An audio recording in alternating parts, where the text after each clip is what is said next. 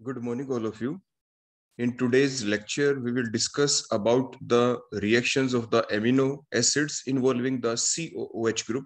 As we already know about the structure of the amino acid contains two type of groups. One is the NH2 means amino group, other one is the COOH means carboxylic acid group.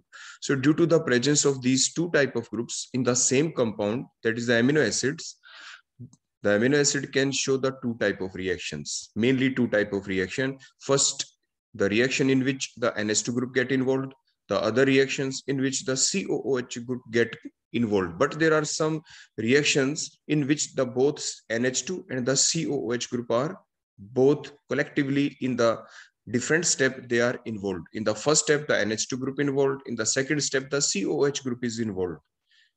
Means या आपके इकट्ठे एक ही step के अंदर भी NH2 और COOH group इकट्ठे एक ही स्टेप में भी इन्वॉल्व हो सकते हैं।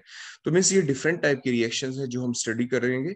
लेकिन जो प्रीवियस लेक्चर था उसके अंदर हम वो सारी रिएक्शन देख चुके थे जिसमें NH2 ग्रुप अपनी इन्वॉल्वमेंट शो करता है। अब हम आज के लेक्चर में स्टडी करेंगे उन रिएक्शंस को जिसमें COOH ग्रुप अपनी इन्वॉल्वमेंट को शो करेगा। So let's proceed towards today's lecture. The reaction in which the amino acid involving only the COOH group means जिसमें एमिनो एसिड का सिर्फ COOH ग्रुप इन्वॉल्व हो। साथ के साथ हम कुछ और रिएक्शन भी देख लेंगे।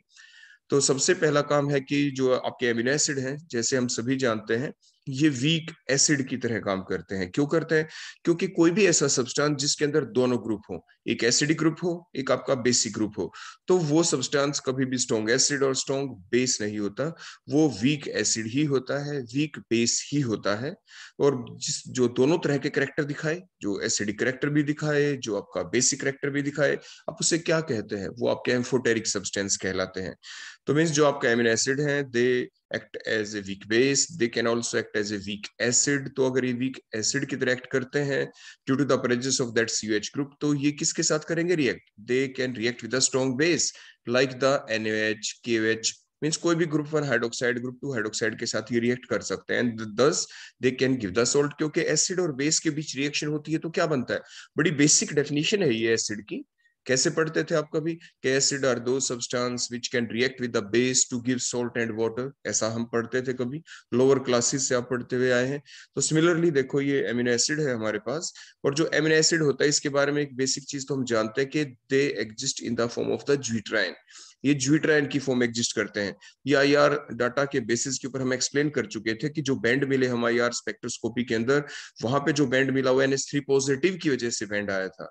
आपके COO negative means carboxylate anion की वजह से बैंड आया था, क्योंकि कार्बोक्सिलेट एनायन ग्रुप है, COOH नहीं है। अगर COOH होता यहाँ पे तो O के साथ H होता, तो OH बॉन्ड की स्ट्रेचिंग भी हमें IR स्पेक्ट्रा के अंदर दिखती और वो एक आपका इंटेंस बैंड होता। लेकिन यहाँ पे ऐसा नहीं है, इंटेंस होता, ब्रॉड भी होता, लेकिन ये है कार्बोक्सिलेट एनायन। तो कार्बोक्सिलेट एनायन का मिलना ये प्रूव करता है, क्या प्रूव करता है? कि जो आपके एमिनो एसिड है वो ज्विट्राइन की फॉर्म में एग्जिस्ट करते हैं, और ये ब्रॉड बैंड का मिलना। ऐसा नहीं इसमें कि OH बैंड नहीं मिलता। मीन्स OH जो बैंड है, देखो कार्बोक्सिलिक एसिड का, देखो ये जो OH ग्रुप की वजह से बैंड है ये भी मिलता है, लेकिन साथ के साथ कार्बोक्सिलेट एनायन की वजह से भी आपके बैंड मिलते हैं। इट मीन्स देखो बीच में ये टोटोमेरिक फॉर्म है, आपस में एक दूसरे में कन्वर्टिबल है, लेकिन जो ज्यादा इंटेंस बैंड है, जो ज्यादा अमाउंट में मिलता है, वो कौन होता है? ज्विट्राइन। तो it mainly exist in the form of the zwitterion, ये ज्विट्राइन की फॉर्म में ही मेनली एग्जिस्ट करता है। तो इसलिए आपके जो दूसरे बैंड है वो डिमिनिशेस हो जाते हैं, जैसे OH बॉन्ड या तो डिमिनिशेस ही हो जाएगा या वेरी वीक यानी वेरी वेरी लो इंटेंसिटी का बैंड होगा, ना के बराबर हमें दिखेगा। तो इसीलिए हम क्या कह रहे हैं कि जो आपका सब्सटेंस है, जो आपके एमिनो एसिड हैं, they exist in the form of the zwitterion. और ज्विट्राइन की फॉर्म में जब हम इसकी रिएक्शन कराते हैं किसी स्ट्रॉन्ग बेस के साथ, जैसे फॉर एग्जांपल हमने NaOH ले लिया। NaOH has two part. कौन से दो पार्ट होते हैं NaOH में? एक तो Na पॉजिटिव होगा और सेकंड कौन होगा आपका? OH negative. जो OH नेगेटिव पार्ट है ये किसके ऊपर अटैक करेगा? यहाँ पे जो OH नेगेटिव है, यहाँ पे अगर आप बड़े ध्यान से देखेंगे यहाँ पे, तो इट विल अटैक, देखो it will attack on the, बोलो किसके ऊपर? H के ऊपर, क्योंकि ये बेस का काम करेगा यहाँ पे। तो H कौन सा हो? यानी वो H जो आराम से H पॉजिटिव की फॉर्म में लॉस हो सकता हो, वो कौन सा है? वो वही H है जो नाइट्रोजन के ऊपर अटैच है। वो क्यों है? क्योंकि जो नाइट्रोजन है उसके ऊपर देखो यहाँ पे पॉजिटिव चार्ज है, और positive charge nitrogen atom now becomes a more electronegative, और मोर इलेक्ट्रोनेगेटिव है तो ये क्या करेगी, जो ये NH बॉन्ड के जो इलेक्ट्रॉन्स हैं, इन NH बॉन्ड के इलेक्ट्रॉन्स को ये क्या करेगी, ये नाइट्रोजन अपने पास देखो ऐसे अब्स्ट्रैक्ट कर सकती है। तो मीन्स ये जो H है ये आपके यहाँ से H पॉजिटिव की फॉर्म में लॉस हो सकता है, लेकिन ये इतना इजीली H अपने बॉन्ड पर इलेक्ट्रॉन छोड़ नहीं रहा है यहाँ से। लेकिन अब हेल्प कौन करे, अगर हम बाहर से बेस डाल दें, now that process can takes place even more easily. देखो OH नेगेटिव अगर अपने इलेक्ट्रॉन इस H को अगर देखो इस टाइप से अगर दे दे, तो देते ही साथ now the H atom can lose their electron. H अपने इलेक्ट्रॉन देखो अब छोड़ देगा NH बॉन्ड के, देखो ये जो इलेक्ट्रॉन है अब ये नाइट्रोजन इजिली अपनी तरफ इनको क्या कर लेगा, attract. So that is the reason कि NH जब डालते हैं, जब हम बेस डालते हैं, तो बेस की प्रेजेंस में जो ये प्रोसेस है N और H के बीच का जो बॉन्ड का जो क्लीवेज होना है ताकि यहाँ से H पॉजिटिव निकले, उस प्रोसेस को फास्ट करने के लिए हमने बाहर से बोलो क्या डाला, NaOH। अब उसके बाद क्या होगा, जो O नेगेटिव है, जो इसका काउंटर आयन है, वो O नेगेटिव अपने इलेक्ट्रॉन अब किसको दे देगा, ये Na पॉजिटिव को दे देगा। तो इस टाइप से ये आपकी देखो रिएक्शन चली, बोलो क्या बन गया यहाँ पे, सॉल्ट। तो इस टाइप से बोलो क्या बन गया आपका, ये सोल्ट बन गया यहाँ पे। तो ये हमने लिखा था कि amino acids behave as a weak acid so they can react with a strong base like the NaOH, KOH, group 1 hydroxide, group 2 hydroxide, and they can give the salt, और ये salt दे देते हैं। अगर आप डायरेक्ट भी दिखाते देखो इस रिएक्शन को, देखो जो आपके अमीनो एसिड विदाउट ज्यूट्राइन भी आप लिख सकते हैं, उसको भी एग्जाम में ठीक माना जाएगा। ऐसा नहीं कि अगर आपने ज्यूट्राइन बना के नहीं दिखाया तो और फिर सॉल्ट बना दिया तो आपकी रिएक्शन को गलत मान लिया जाएगा, ऐसा नहीं। देखो आपके पास ये एमिनो एसिड है, इसके अंदर देखो आपने ये स्टेप से ये लिख दिया NaOH, ध्यान से देखे ये NaH आपने लिखा, Na पॉजिटिव है, OH नेगेटिव है। तो आप क्या शो करेंगे, OH नेगेटिव ने अपने इलेक्ट्रॉन बोलो किसको दिए, यहाँ पे OH को। ऑक्सीजन ने अपने इलेक्ट्रॉन अपने पास लिए, O नेगेटिव के पास कौन चला जाएगा, बोलो यहाँ से Na पॉजिटिव। लेकिन बिल्कुल सही कौन सा रहेगा, जो अभी हमने आपको ये बताया था कि क्योंकि हम ये जानते हैं कि जो आपके अमीनो एसिड होते हैं they exist in the form of the zwitterion, वो ज्यूट्राइन की फॉर्म में एग्जिस्ट करते हैं। प्रॉपर तो वही है, लेकिन आप ये भी लिख देते हैं तो फिर आपको मार्क्स फिर भी मिल जाएंगे, लेकिन प्रॉपर चीज का आपको पता होना जरूर चाहिए। आप एग्जाम में ऐसे दोनों करके लिख दे तो और भी बेटर रहेगा। तो आपने क्या देखा कि जो आपके एमिनो एसिड हैं ये आपके वीक एसिड की तरह काम करते हैं, so they can react with the strong base to give the salt. हम नेक्स्ट रिएक्शन देखते हैं अपनी कि जो आपके एमिनो एसिड है they can also react with the alcohols, वो एल्कोहल के साथ रिएक्ट कर सकते हैं। और एल्कोहल के साथ रिएक्ट करेंगे, बोलो कौन सी रिएक्शन होगी, ध्यान से सोचें, कार्बोक्सिलिक एसिड ग्रुप हो, एल्कोहल उसमें डाल दें, esterification reaction will takes place. और in pages of dry HCl ये कैटलिस्ट का काम करता है। आपने फिशर स्पायर एस्टेरिफिकेशन रिएक्शन को पहले ही पढ़ा है, आपने मैकेनिज्म भी देखा है एस्टेरिफिकेशन रिएक्शन का, पर आप में से किसी भी स्टूडेंट ने ना देखा हो तो वो आपके एल्कोहलिक पार्ट के लेक्चर को दोबारा देख सकता है। कार्बोक्सिलिक एसिड जब हमने आपको पढ़ाया तो उसके दौरान भी हमने एस्टेरिफिकेशन रिएक्शन का मैकेनिज्म आपको एक्सप्लेन किया था। तो सेम मैकेनिज्म होगा, जिसमें हमने सारी क्लीवेज भी बताई थी। रेडियो एक्टिव लेबलिंग टेक्निक के द्वारा ये भी प्रूव किया था कि बॉन्ड क्लीवेज कहाँ से होता है, कि कार्बोक्सिलिक एसिड और एल्कोहल के बीच में जब रिएक्शन होती है तो बॉन्ड क्लीवेज कहाँ से होता है। तो ये चीज आप हमें लिख के भी अभी बता सकते हैं साथ के साथ कि amino acid react with the alcohol in presence of the dry HCl to give the amino ester। amino ester देखो क्यों बोला, देखो ये कार्बोक्सिलिक, हम मेन कंसंट्रेट करेंगे अपने इसी पार्ट के ऊपर। देखो ये जो हमारा कार्बोक्सिलिक एसिड वाला जो ग्रुप है, हमने इसके अंदर कौन डाला, एल्कोहल डाला। अब क्वेश्चन ये उठा यहाँ पे कि एल्कोहल और इसके बीच में जब ये रिएक्शन चली तो आखिर देखो चलती कैसे है, एक ब्रीफ सा दे देते हैं ताकि आप जो आंसर अभी मेरे को लिख के बताएंगे प्रॉपरली बता पाए। पहली चीज तो आप हमें ये बताएंगे कि OH ग्रुप कहाँ से निकलेगा। OH ग्रुप तो देखो दोनों में है, कार्बोक्सिलिक एसिड में भी है। अगर ऐसा भी हो सकता है कि कार्बोक्सिलिक एसिड का OH और एल्कोहल का देखो H निकल जाए तो भी वाटर लॉस हो सकता है। ऐसा भी तो हो सकता है कि एल्कोहल के अंदर से OH निकले और कार्बोक्सिलिक एसिड के अंदर से H निकले, ऐसा भी हो सकता है। लेकिन इस चीज का पता कैसे चला था, वो पता चला था रेडियो एक्टिव लेवलिंग टेक्निक से। हमने क्या किया था, जो आपके एल्कोहल है इसकी जो ऑक्सीजन है, देखो मैं इस पे चलो स्टार लगा देता हूँ, यहाँ पे हमने स्टार लिया, उसके बाद हमारी रिएक्शन चली, फिर हमारा बोलो क्या निकला, हमारा निकला था वाटर। फिर जो वाटर निकला ये पाया गया कि वाटर बना, प्लस आपके क्या निकले, आपके एस्टर बन गए थे। तो ईस्टर्स प्लस वाटर जो बना, दोनों को लास्ट स्टेप के अंदर आइसोलेट हमने कर लिया। आइसोलेट करने के बाद जीजर मूलर काउंटर की हेल्प से हमने ये पता लगा लिया now which container have the radio activity, means जो ईस्टर अलग हुए, वाटर अलग हुआ, दोनों में से रेडियो एक्टिविटी किस में है? तो ये पाया गया कि जो रेडियो एक्टिविटी है, देखो आप ध्यान से देखें, यहाँ पे बोलो क्या लिया है आपका OR, तो मीन्स यहाँ से देखो ये OH, देखो यहाँ से निकला OH और एल्कोहल के अंदर से निकला, देखो ये H मीन्स वाटर बन गया, मीन्स इस वाटर वाली ऑक्सीजन के अंदर कोई भी रेडियो एक्टिविटी नहीं पाई गई। तो वट इट शोज दैट, हमें नहीं पता था, यहां से देखने से नहीं पता चलता। ये जो मैंने स्टार लगाया, ये तो उस बेसिस के ऊपर लगाया है जो फाइनल प्रोडक्ट बने थे उनको आइसोलेट किया गया था।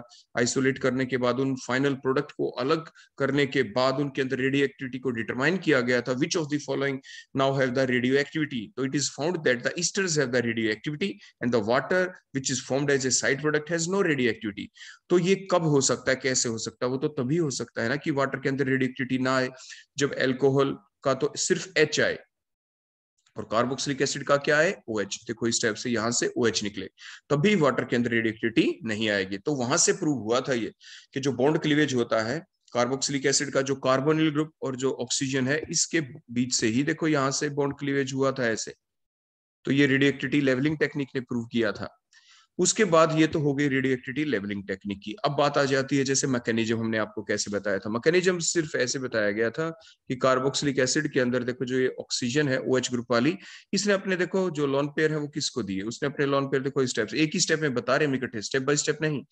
तो क्या हुआ कि यहाँ पे ऑक्सीजन ने अपने लोन पेयर H को दिए, कार्बोक्सिलिक एसिड वाले H को दिए, आपके एसिड वाले H को। ध्यान से सोचें, वहां बिल्कुल ठीक लिखा है कि जो ये आपका ऑक्सीजन है अपने जो लोन पेयर जो देता है वो कार्बोक्सिलिक एसिड वाले H को नहीं, जो एसिड हमने डाल रखा है वो कैटलिस्ट का काम करेगा, वहां पे जो H पॉजिटिव है उसके H को देता है हमेशा ही।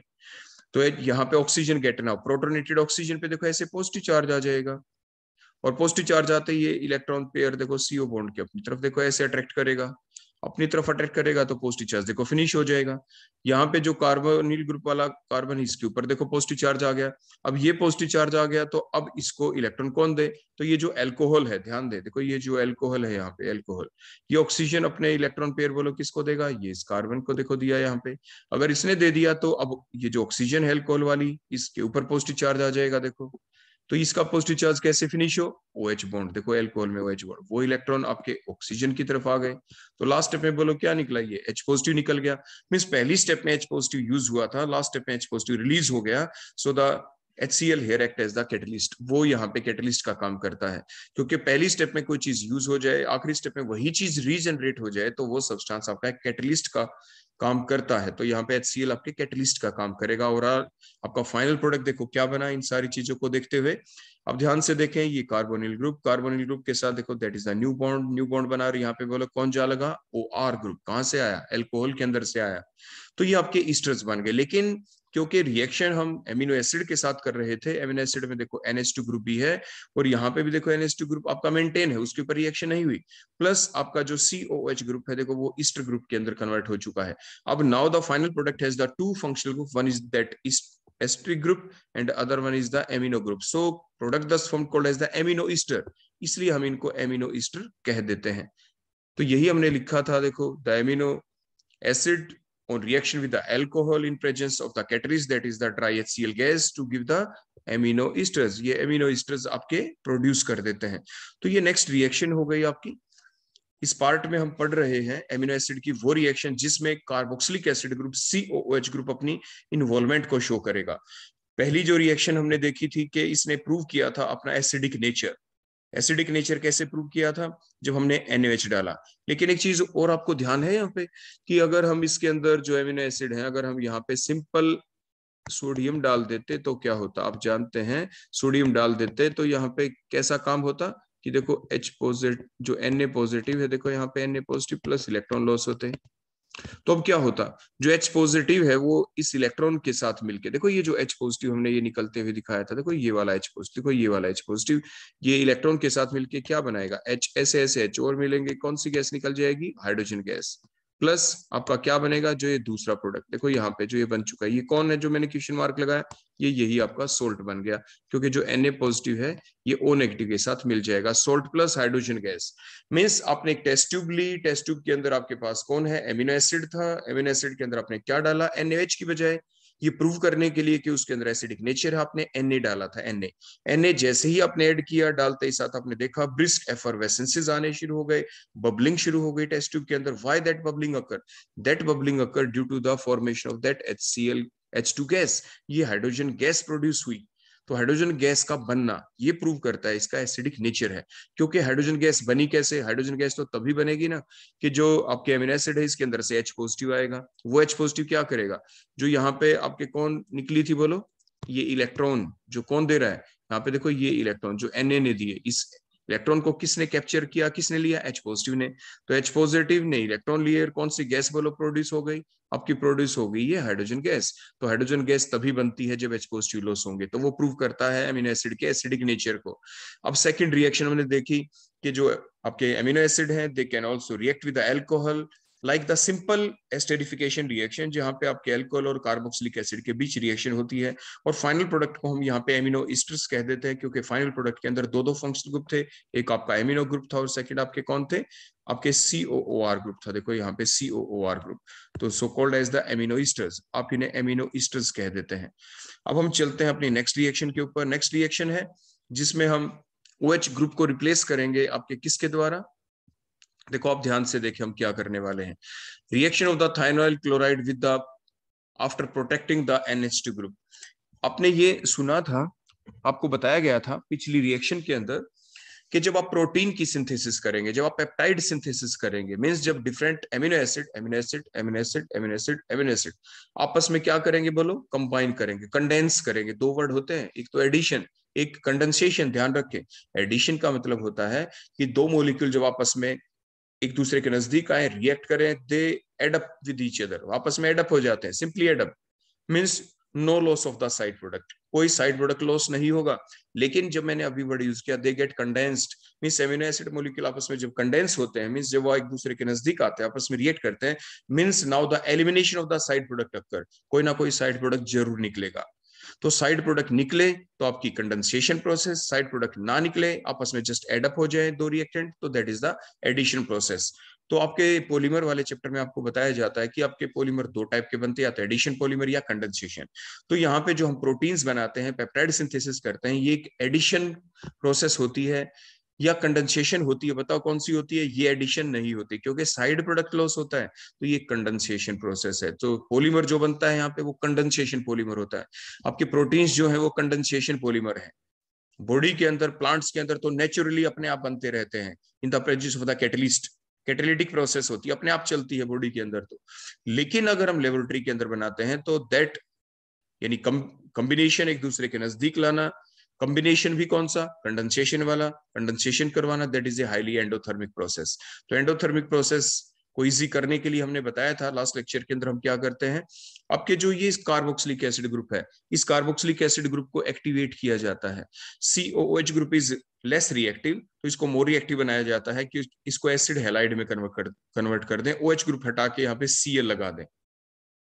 एल्कोहलिक पार्ट के अंदर आपने सीखा था कि OH ग्रुप को हटा के जब हमें Cl ग्रुप लगाना हो, we have different type of reagent. आप PCl5 डाल सकते हैं, आप PCl3 यूज कर सकते हैं, आप HCl ओब्लिक में एनहाइड्रस जिंक क्लोराइड डाल सकते हैं जिसे ग्रूव्स रिएक्शन कहते थे, या आप SOCl2 थाइनाइल क्लोराइड डाल सकते हैं जिसे डार्जन रिएक्शन कहते हैं। लेकिन डार्जन reaction is a best method, क्योंकि इसके दौरान साइड प्रोडक्ट आपका क्या निकलता है? आपका साइड प्रोडक्ट निकलता है गैसेस, SO2 और HCl।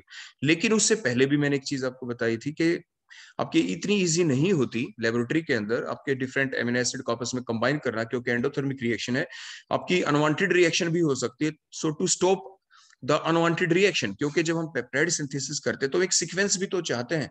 जैसे मान लीजिए कैट की स्पेलिंग क्या होता है? CAT, सी के आगे ए ही आना चाहिए, ए के आगे टी ही आना चाहिए। सिमिलरली हम एक ऐसा पेप्टाइड सिंथेसिस करना चाहते हैं जिसमें आपके ग्लाइसिन के आगे वेलिन ही ऐड हो, वेलिन के आगे ट्रिप्टोफैन ही ऐड हो, ट्रिप्टोफैन के आगे हिस्टिडीन ही ऐड हो, एंड सो ऑन। हम एक पर्टिकुलर सीक्वेंस चाहते हैं जिसमें आपके एमिनो एसिड कंबाइन होने शुरू हो जाएं। ऐसा कब हो सकता है? क्योंकि आपके जो एमिनो एसिड है इसमें तो आपको दिख रहा है there are two reactive ends, एक तो कार्बोक्सिलिक एसिड एंड है, दूसरा NH2 आपका एंड है। हम पढ़ चुके हैं दोनों अपनी इन्वॉल्वमेंट शो कर सकते हैं रिएक्शन के अंदर, किसी भी एंड के ऊपर रिएक्शन हो जाएगी। इसलिए हम क्या करते हैं, हमें क्योंकि एक पर्टिकुलर सीक्वेंस में एमिनो एसिड को ऐड करना है, तो पर्टिकुलर सीक्वेंस में एमिनो एसिड को ऐड करने के लिए किसी एक ग्रुप को हमें प्रोटेक्ट करना ही पड़ेगा। तो हम क्या करते हैं, हमें क्योंकि OH जो कार्बोक्सिलिक एसिड ग्रुप है इसको एक्टिवेट करना है, तो इसलिए ताकि अनवांटेड रिएक्शन ना हो, NH2 ग्रुप के ऊपर रिएक्शन ना हो, इसको हम पहले कर देते हैं प्रोटेक्ट। तो इसलिए हमने बताया कि जब भी हम देखो जो ये रिएक्शन करते हैं जैसे थाइनाइल क्लोराइड, क्योंकि ये मेन रिएक्शन है पेप्टाइड सिंथेसिस में इसको यूज किया जाता है।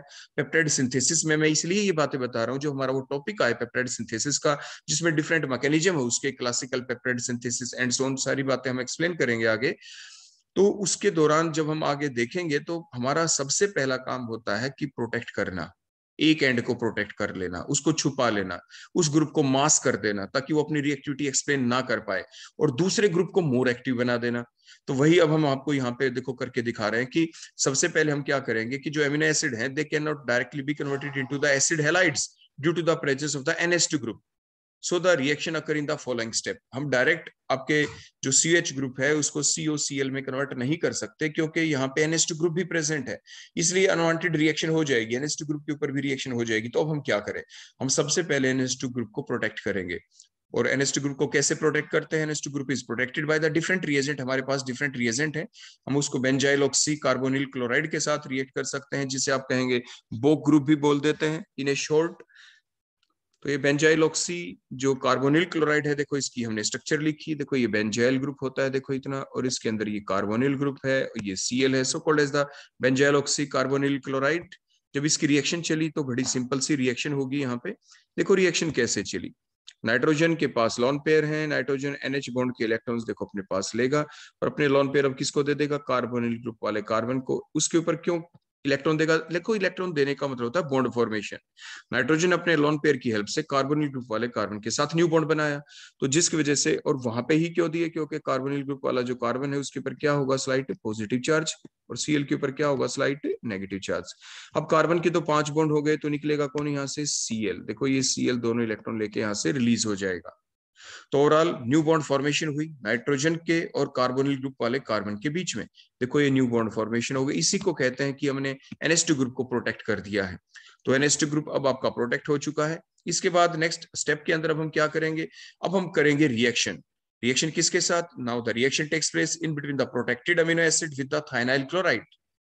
क्योंकि थाइनाइल क्लोराइड ही क्यों, क्योंकि आपको देखो यहाँ पे साफ साफ दिख रहा है, देखो ये जो OH ग्रुप है, जब इसकी रिएक्शन करते हैं हम थाइनाइल क्लोराइड के साथ, तो देखो क्या होता है, एक तो देखो ये SO2 गैस निकलती है, देखो यहाँ से एक ये जो H है, और यहाँ से एक Cl निकल जाएगा, बच गया एक Cl, वो OH ग्रुप मीन्स हटा, और यहाँ पे बोलो कौन लग गया, देखो यहाँ पे देखो ये Cl ग्रुप लग गया, मीन्स आपके जो COOH ग्रुप है उसको भी हमने एक्टिवेट कर दिया है, आपका OH ग्रुप हट गया, और इसकी जगह देखो कौन सा ग्रुप आपका जा लगा, यहाँ पे ये Cl ग्रुप आपका हमने अटैच कर दिया, मींस एक्टिवेशन भी हो गई।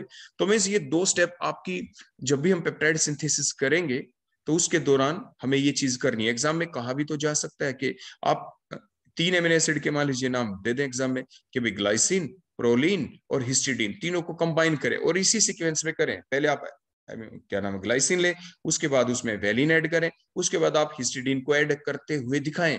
तो फिर प्रॉपरली कैसे करते हुए दिखाएंगे, तो ये स्टेप तो आपको यूज करनी ही है।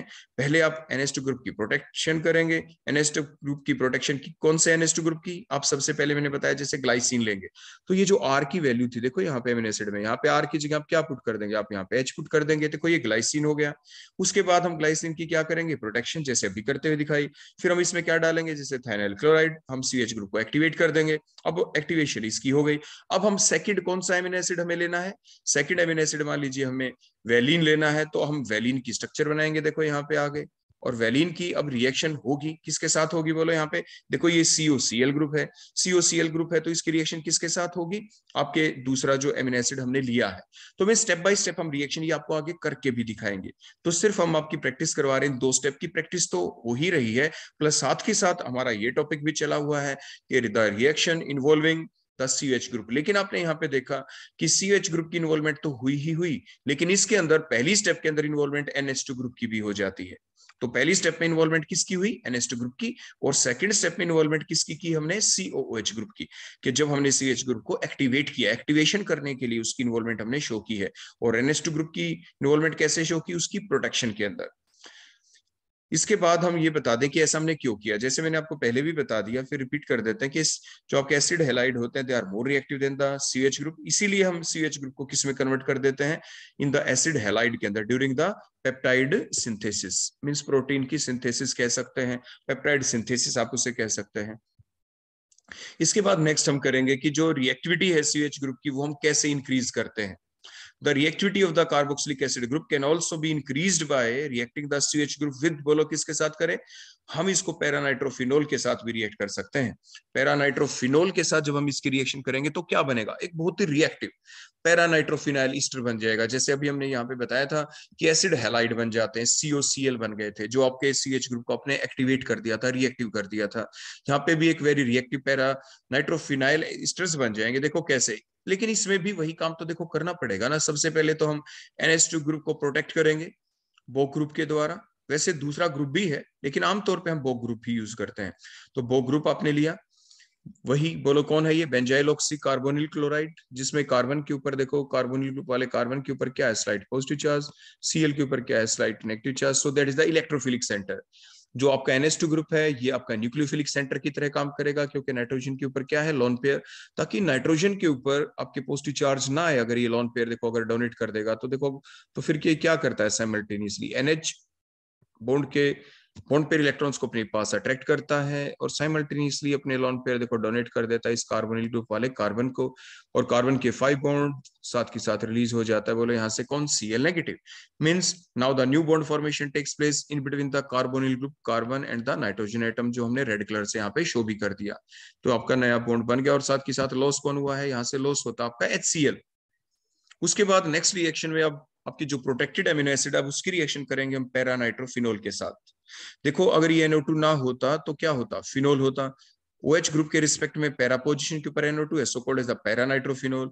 तो अब इसकी रिएक्शन हुई, रिएक्शन होगी तो बोलो कैसे हो सकती, कि सैंड के ऊपर किस टाइप से होगी। अभी आपको सिखाया गया था कि जब ये रिएक्शन चलती है तो कार्बोक्सिलिक एसिड का देखो OH निकलता है, जो आपका ये दूसरा एल्कोहलिक या फिनोलिक पार्ट है, इसके अंदर से देखो H लॉस होगा, और इस टाइप से आपके ईस्टर्स बन जाएंगे। देखो ये न्यू बॉन्ड फॉर्मेशन हुई, किसके बीच हुई, देखो ये हुआ है आपका नया बॉन्ड जो बना है, क्योंकि बॉन्ड यहाँ से क्लीवेज हुआ था, यहाँ से कार्बोनिल ग्रुप और ऑक्सीजन के बीच में से। तो यही न्यू बॉन्ड फॉर्मेशन है जो हुई है यहाँ से। देखो इसको देखो हम रेड कलर से भी देखो आपको शो कर देते हैं, थोड़ा हाईलाइट कर दें। तो अब जो प्रोडक्ट आपके बन गए इसको हम क्या कहते हैं, this called now the paranitrophenyl ester, क्योंकि पैरा के ऊपर नाइट्रो ग्रुप है, आगे फिनाइल है, तो ये पैरानाइट्रोफिनाइल हो गया। तो यही तो ग्रुप लगा है और आपके ईस्टर्स तो बन ही गए। तो para nitrophenyl amino esters properly आप इसको कह सकते हैं, क्योंकि आपके इसके अंदर एमिनो ग्रुप भी है, यानी एमिनो तो नहीं, अब इसके अंदर NH ग्रुप भी बच गया, तो सिंपली हम इसको यही बोल देते पैरानाइट्रोफिनाइल ईस्टर। इसके बाद हमने फिर से आपको बता दें कि ऐसा हमने क्यों किया था। ऐसा इसलिए किया था ताकि CH ग्रुप को हम एक्टिवेट कर पाए।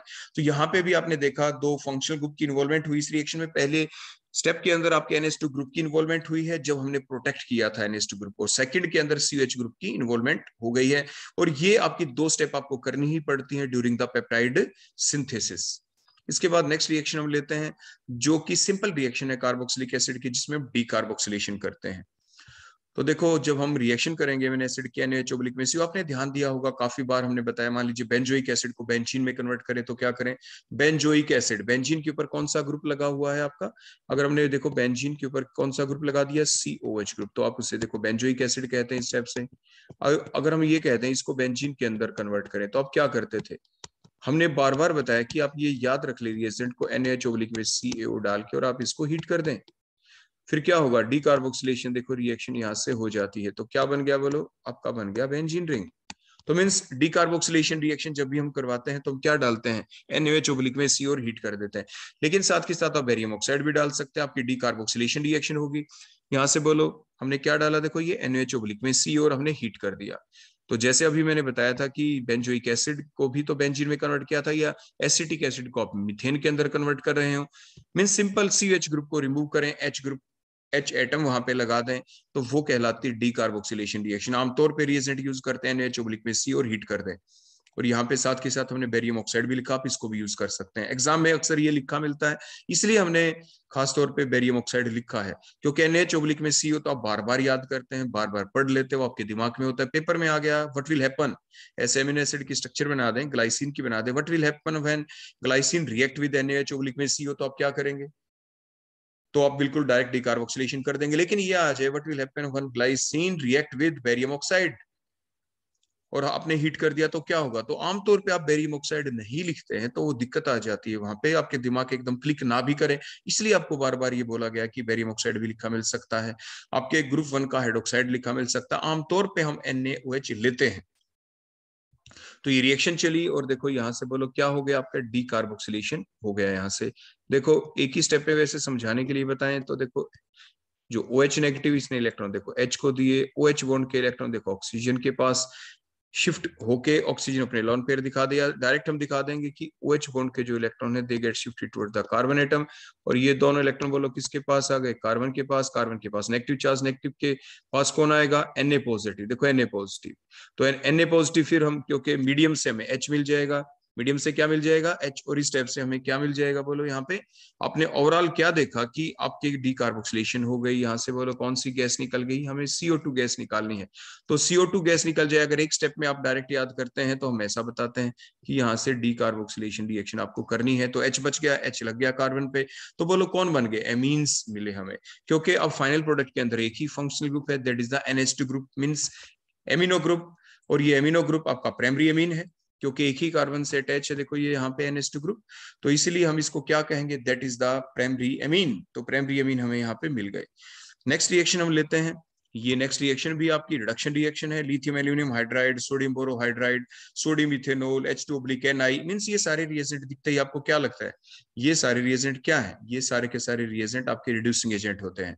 तो मींस आपने यहाँ पे लिथियम एल्यूमिनियम हाइड्राइड यूज किया, रिडक्शन चली तो देखो क्या हुआ, यहाँ पे ये रिडक्शन आपकी हो गई, रिडक्शन हुई तो यहाँ पे बोलो कौन लगा, यहाँ पे H, और यहाँ पे भी बोलो कौन, देखो H, देखो इस टाइप से। लेकिन हम आपको पहले बता दें, सबसे पहले रिडक्शन देखो होती कैसे, प्रॉपरली देखे तो कार्बोनिल ग्रुप है, देखो वहां से रिडक्शन हुई, यहाँ पे भी H लगा, यहाँ पे भी H लगा, दो लगेंगे या एक, पहले पार्शियल रिडक्शन होगी यहाँ से।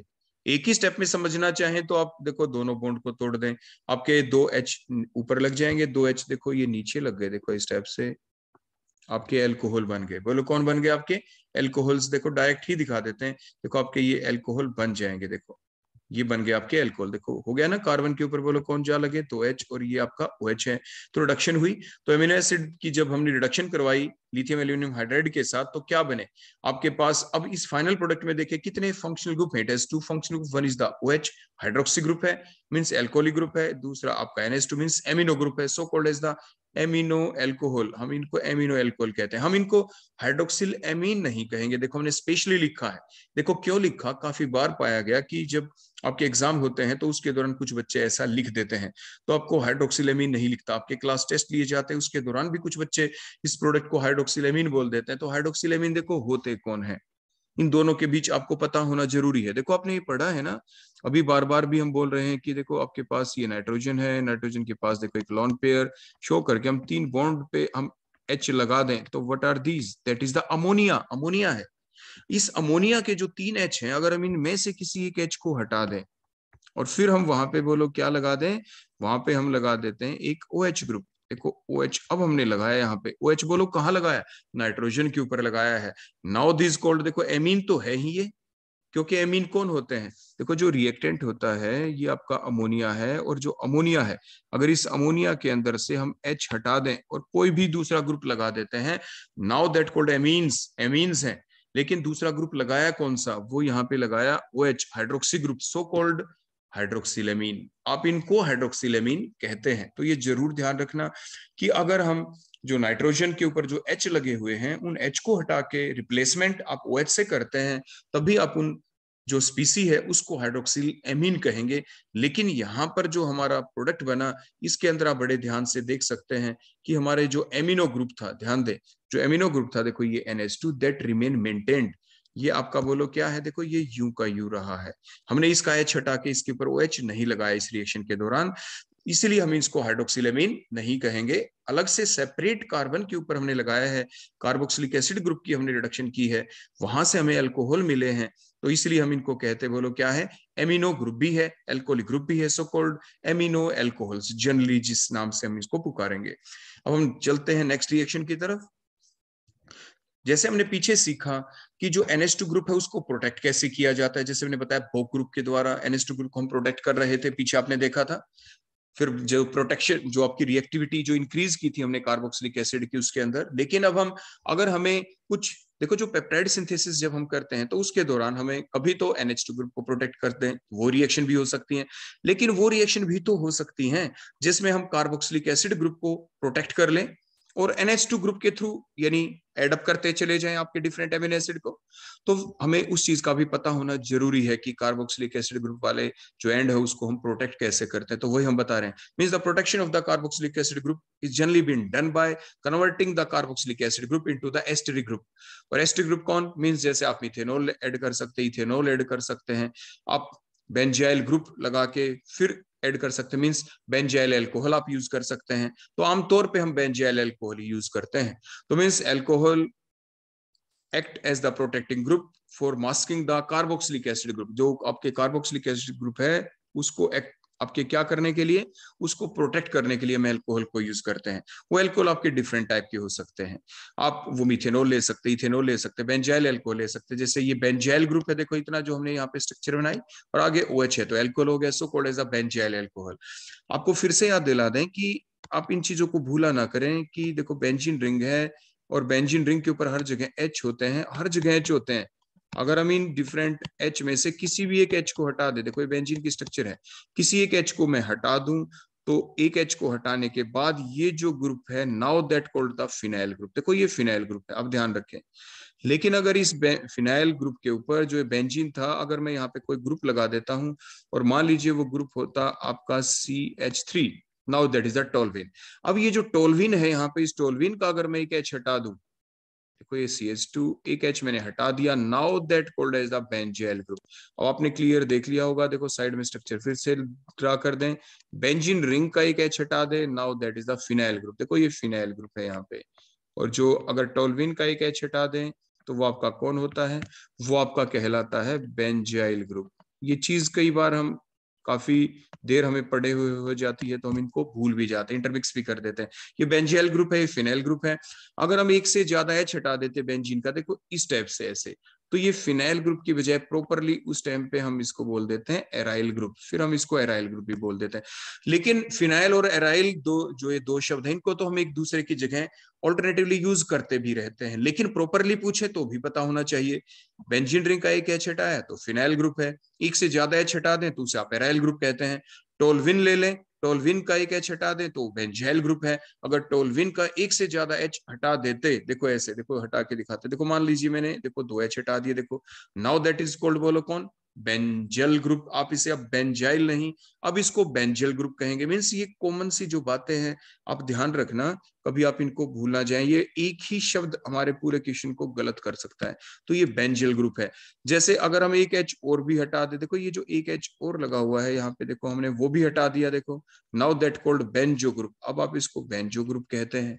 तो मीन्स ये कॉमन सी बातें हैं जो हमारे माइंड के अंदर एकदम क्लिक करनी चाहिए, और ये तभी करेंगे जब हम अपने जो बेसिक चीजें हैं उनको, यानी साथ के साथ कुछ इंटरवल के दौरान विद इन ए वीक आप उन चीजों को दोबारा रीड करते रहें, उनको पढ़ते रहें, देखते रहें, क्योंकि अदरवाइज हमारा पूरा आपने याद कर लिया क्वेश्चन, लेकिन छोटी सी बात के ऊपर आपने एग्जाम में बेंजाइल अल्कोहल की बजाय बेंजाइल अल्कोहल लिख दिया, बेंजो अल्कोहल लिख दिया, या आपने इसको फिनोल बोल दिया। देखो बेंजाइल अल्कोहल कि आपको OH लिखा दिख रहा है यहाँ पे, आप भूल गए कि इसको फिनोल कब कहते हैं।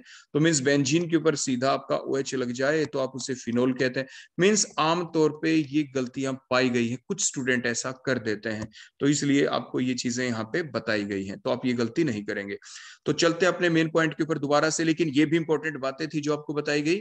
मीन्स जो कार्बोक्सिलिक एसिड ग्रुप है, अब हम उसको प्रोटेक्शन करेंगे उसकी, लेकिन फिर से आपको याद दिला दें, एक इंपॉर्टेंट क्वेश्चन था, किसी भी ग्रुप को आप कब कहेंगे कि ये एक बेटर ग्रुप है, ये बेटर प्रोटेक्टिंग ग्रुप है। हम तभी कहते हैं उसको बेटर प्रोटेक्टिंग ग्रुप कि अगर वो पहली स्टेप के अंदर तो इजीली इंट्रोड्यूसिबल हो। एग्जाम में क्वेश्चन आ जाता है, why the benzyl alcohol is a very good protecting group for protecting the carboxylic acid group during the peptide synthesis. Peptide synthesis के दौरान जो कार्बोक्सिलिक एसिड को जब हम प्रोटेक्ट करते हैं, अल्कोहल के द्वारा प्रोटेक्ट करते हैं, बेंजाइल अल्कोहल के द्वारा प्रोटेक्ट करते हैं, तो ये आपका गुड प्रोटेक्टिंग ग्रुप कैसे है बेंजाइल अल्कोहल, वो इसलिए है, तो हम ये 3 बातें लिखेंगे यहाँ पे। पहली बात इसलिए because that particular group is a easily introducible group, it is a easily introducible group, ये इजीली हम ऐड कर सकते हैं, इजीली ये रिएक्ट कर देगा और आपके पास ईस्टर्स बन जाएंगे। उसके बाद फिर अच्छा क्यों है, ये अच्छा इसलिए है क्योंकि ये कोई अनवांटेड रिएक्शन शो नहीं करेगा, because it causes non unwanted reaction. जो पार्टिकुलर रिएक्शन हमें चलानी है उसमें ये अपनी रिएक्शन को इन्वॉल्व, ये अपने आप की इन्वॉल्वमेंट को शो ना करे, खुद पार्टिसिपेट ना कर ले। अगर ये पार्टिसिपेट कर लेता है तो ये एक अच्छा प्रोटेक्टिंग ग्रुप नहीं है। लास्ट स्टेप के अंदर जब हमारी रिएक्शन कंप्लीट हो जाए तो हमें जो आपका कार्बोक्सिलिक एसिड ग्रुप है उसको रीजनरेट भी तो करना है। अभी तो हमने एक CH ग्रुप को प्रोटेक्ट कर दिया, उसको ढक दिया, लास्ट स्टेप में उसको रीजनरेट करना है, दोबारा से हमें CH ग्रुप दिखना भी चाहिए, तो हमें इस ग्रुप को हटाना पड़ेगा दोबारा से, तो मीन्स ये आराम से हट भी जाए, means it is easily removable at the end of the reaction. ये तीनों बातें आपको उस क्वेश्चन के आंसर में लिखनी होती है, हमने पहले भी आपको बताया था, फिर से बता दिया, आगे भी बताएंगे पेप्टाइड सिंथेसिस के दौरान। अब उसके बाद देखो हमने ये आपके एमिनो एसिड लिए, एमिनो एसिड के अंदर हमने बेंजाइल अल्कोहल डाला और उसी टाइप से रिएक्शन हुई हो जाएगी। हम ये दोबारा से आपको नहीं बताएंगे कि कार्बोक्सिलिक एसिड के अंदर से यहाँ से देखो OH निकलना होता है, रेडियो एक्टिव लेबलिंग टेक्निक से हमने एक्सप्लेन कर रखा है। बेंजाइल अल्कोहल का यहाँ से H निकलेगा, ओवरऑल आपका वाटर लॉस होगा। बेंजाइल अल्कोहल के ऑक्सीजन और ये जो कार्बोनिल ग्रुप है आपके एमिनो एसिड, इसके बीच में देखो न्यू बॉन्ड फॉर्मेशन हो गई, देखो हमने रेड कलर से दिखा दी, देखो यहाँ पे।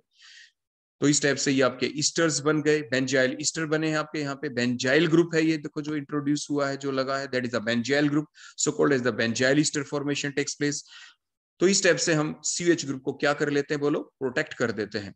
इसके बाद नेक्स्ट हम देखते हैं और कैसे हम प्रोटेक्ट कर सकते हैं, वो हमने पीछे आपको बताया था एमिनो ग्रुप को जब हम प्रोटेक्ट करते हैं, लेकिन ये एक ऐसा प्रोटेक्शन का मेथड था, आमतौर पे हम इसको यूज करते थे।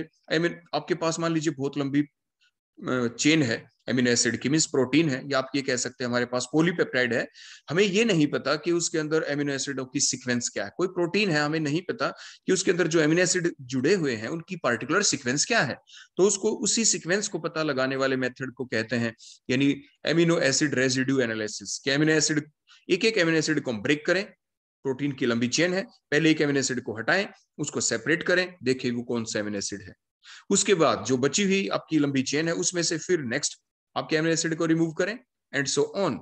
लेकिन जब हम ऐसा करते हैं तो उसके दौरान हम क्या करते हैं, एक एंड के थ्रू ही तो करेंगे, ये तो नहीं दोनों एंड के थ्रू कर दे, तो उस वक्त भी ये रिएजेंट यूज कर सकते हैं। एडवांस रिएजेंट इसे कहते हैं, फिनाइल आइसोथायोसाइनेट है ये। तो देखो हमने क्या किया, ये एमिनो एसिड हमने लिया, ये फिनाइल थायोसाइनेट है। क्यों है थायो, क्योंकि इसके अंदर देखो सल्फर, अगर सल्फर ना होता तो आप इसे कहते हैं फिनाइल आइसोसाइनेट। पीएच है, अभी मैंने ये वर्ड यूज किए थे आपके सामने, फिनाइल कब कहते हैं, एराइल कब कहते हैं, तो फिनाइल के बारे में मैंने आपको बता भी दिया था अभी। सो दैट इज द फिनाइल। और एनसीओ ग्रुप को क्या कहते हैं, आइसोसाइनेट, इसको क्या कहते हैं, आइसोसाइनेट। देखो एक तो होता है आइसोसाइनेट, एक होता है साइनेट। देखो जो CNO ग्रुप होता है, ध्यान दे, देखो मैं क्या बता रहा हूं, CNO ग्रुप इज साइनेट, और जो अभी हमने लिखा NCO group that is called isocyanate. ध्यान रखें इस चीज को, CNO is the cyanate group और NCO is the isocyanate group. आप कोऑर्डिनेशन केमिस्ट्री में भी पढ़ते हैं, they are the ambident ligand.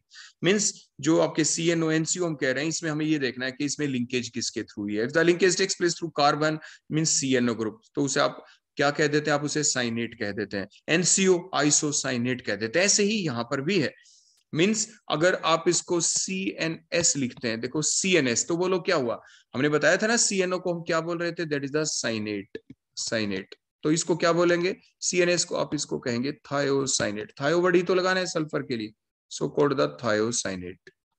अब यहाँ पे NCO को क्या बोलते हैं, NCO को आप बोलते हैं आइसोसाइनेट। तो अब इसको क्या बोलेंगे, NCS। देखो ये NCS आ गया यहाँ पे, इसका देखो नाम हमने लिख ही रखा है, दैट इज द, देखो यहाँ पे ये दिख रहा है आइसोथायोसाइनेट। बोलो क्या कहते हैं इसको, आइसोथायोसाइनेट। तो ये आइसोथायोसाइनेट है। तो मीन्स ये प्रॉपर वर्ड है, ये आप यूज करते हैं किसके अंदर, कोऑर्डिनेशन केमिस्ट्री के अंदर भी। जब हमने बताया था कि ये एम्बिडेंट लिगेंड्स कहलाते हैं, because they have the two attacking site, they can attack इधर थ्रू द कार्बन एटम और through the oxygen atom in case of the आपके CNO के अंदर देखें, C के थ्रू अटैचमेंट तो साइनेट, अगर N के थ्रू अटैचमेंट तो आइसोसाइनेट, CNS C के थ्रू अटैचमेंट तो थायोसाइनेट, और N के थ्रू अटैचमेंट NCS ग्रुप बन गया, जैसे अभी लिख रखा है तो आइसोथायोसाइनेट।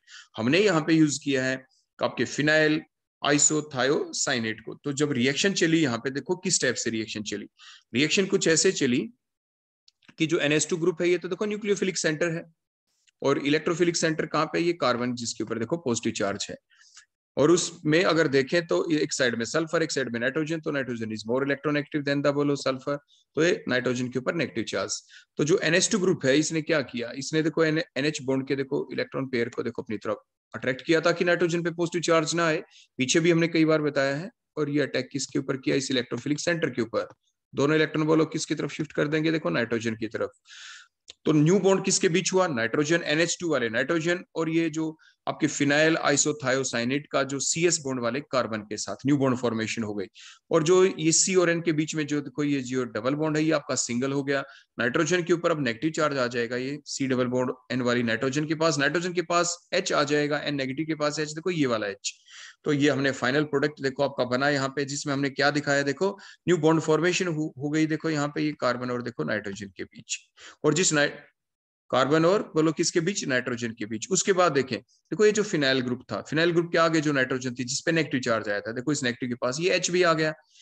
अब इसके बाद नेक्स्ट आ जाती है साइक्लाइजेशन, जिसमें हमारे पास बनता है हाइडेंटाइन, वो भी बनता है थायोहाइडेंटाइन क्योंकि सल्फर है, और उसको कहेंगे फिनाइल ग्रुप भी है, देखो यहाँ पे so called as the phenyl thiohydantoin. अब वो रिएक्शन अब अगली स्टेप में देखो कैसे चली, वो रिएक्शन भी देखो कुछ इस टाइप से यहाँ पे चलेगी। देखो ये जो अभी NH बना था, देखो नाइट्रोजन के ऊपर देखो ये जो H हमने देखो अलग से करके दिखा दिया, ये नाइट्रोजन के पास देखो यहाँ पे ये लोन पेयर हमने शो कर दिए। अब क्या होगा, ये नाइट्रोजन जो अपने लोन पेयर है देखो ऊपर से, पहले हम इनको रब कर दें, यहाँ से हम अब एरो दिखाएंगे, मूवमेंट दिखाएंगे, अटैक होते हुए दिखाएंगे, आप ध्यान से देखते रहेंगे इस चीज को। देखो अब नाइट्रोजन जिसके पास लोन पेयर, देखो NH बॉन्ड के इलेक्ट्रॉन्स को ये दोबारा अपने पास लेगा, अब ये कहाँ पे अटैक करे, इलेक्ट्रोफिलिक सेंटर, देखो ये कार्बोनिल ग्रुप वाले कार्बन के ऊपर स्लाइड पॉजिटिव चार्ज, ऑक्सीजन के ऊपर स्लाइड नेगेटिव चार्ज, इसने अपने इलेक्ट्रॉन पेयर देखो इस कार्बोनिल ग्रुप वाले कार्बन को दिए, मींस न्यू बॉन्ड फॉर्मेशन हुई। फिनाइल ग्रुप, देखो ये फिनाइल ग्रुप के साथ जो नाइट्रोजन है उसने अपने लोन पेयर दिए, देखो इधर भी है ये नाइट्रोजन, तो आप ये गलती ना कर देना। तो मींस आपने नाइट्रोजन के लोन पेयर देखो ऐसे इलेक्ट्रोफिलिक सेंटर के ऊपर अटैक हुआ, ये इंट्रामोलिक्यूलर रिएक्शन है, इंट्रा का मतलब विद इन, एक ही मॉलिक्यूल के अंदर अंदर हो रही है साइक्लाइजेशन, तो इंट्रामोलिकुलर साइक्लाइजेशन रिएक्शन है। तो अब होगा क्या, यहाँ से कार्बन के ऊपर अटैक, कार्बन के 5 बॉन्ड, CO बॉन्ड के इलेक्ट्रॉन देखो ये OH ग्रुप यहाँ से रिलीज हो जाएगा, ऑक्सीजन इलेक्ट्रॉन ले लेगा ना देखो अपनी तरफ, देखो यहाँ से, तो इसलिए OH ग्रुप यहाँ से रिलीज हो गया, OH नेगेटिव निकल गया, OH नेगेटिव और यहाँ से निकला था H पॉजिटिव, तो वाटर मॉलिक्यूल निकल जाएगा यहाँ से। और आपकी ये जो नेक्स्ट स्ट्रक्चर बनेगी यहाँ पे,